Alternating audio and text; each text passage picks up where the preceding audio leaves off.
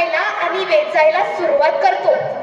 आईच्या बघण्यातील, बोलण्यातील, तिच्या कृतीतील, हसण्या रडण्यातील, चेहऱ्याच्या हावभावातील भाषा शिकतो.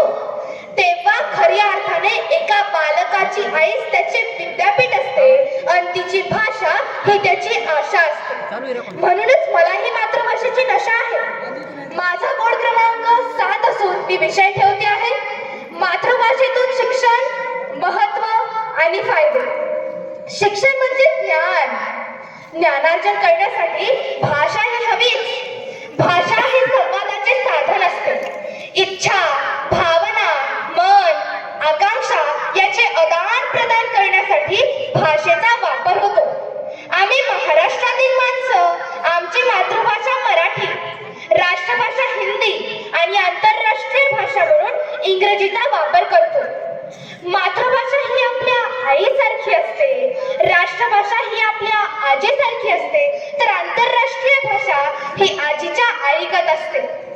मातृभाषेतून शिक्षण घेणे उचित की राष्ट्रीय आंतरराष्ट्रीय भाषेतून शिक्षण घेणे योग्य?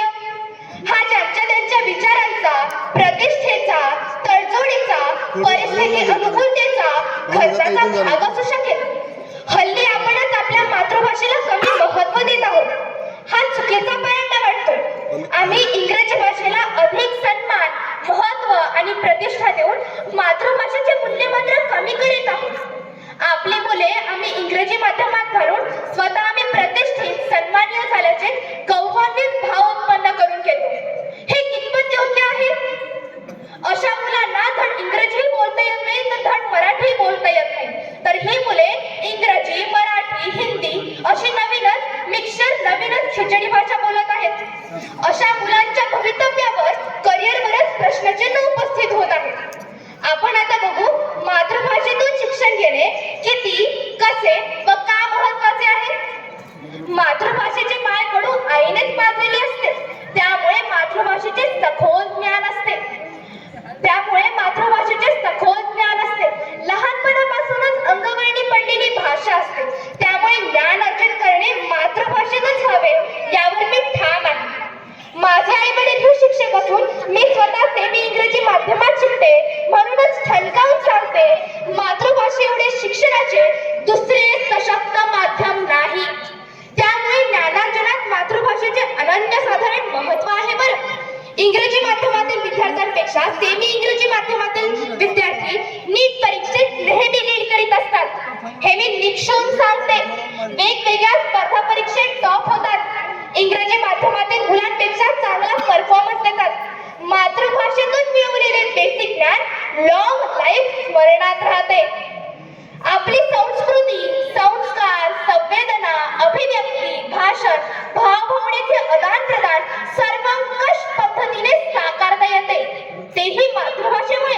त्यामुळे मातृभाषेचे महत्व ध्रुव तारकत आढळत आहे शिक्षणामध्ये. मातृभाषेतील शिक्षण हे आपले रक्षण असते, सांस्कृतिक जतन असते, आत्मिक कथन असते, मानसिक आधार असते. मातृभाषेतील शिक्षणाचे अनेक फायदे सांगता येतील. पारंपरिक असल्यामुळे सहज साध्य होते, वेगळे शिकण्याची आवश्यकता नसते. मातृभाषेत शिकल्यामुळे भाषा परिपूर्ण करते, आत्मविश्वास वाढतो. मातृभाषेमुळे नातीगोती टिकून राहतात, प्रदेशातील एकात्मता वाढीस लागते. मातृभाषेमुळे परस्परातील आत्मीयता, जिव्हाळा, आपुलकी वाढीस लागते. मातृभाषा ही या मातीचा गंध असतो, म्हणून तो खूप फायदेमंद असतो. मातृभाषेतील शिक्षणाचे महत्व आणि फायदे सांगत असताना महत्वामध्ये सांगता येईल मातृभाषेतील ज्ञानाच्या कक्षा रुंदावतात, तर मातृभाषेतील शिक्षणाच्या फायद्यामध्ये सांगता येईल मातृभाषा शिकण्याचा खर्च कमी लागतो, ज्ञान आत्मसात लवकर होते आणि दीर्घकाळ स्मरणात राहते. मातृभाषेचे वेगळे प्रशिक्षण घेण्याची आवश्यकता नाही, विषयाचे आकलन आणि सांगोपाग होते. मातृभाषेतून शिक्षणाचे महत्व आणि फायदे आहेत. जिथं मातृभाषेतून शिक्षण घेतले जाते तिथं व्यक्तिमत्वाचा विकास परिपूर्ण होतो. एवढे बोलून इथे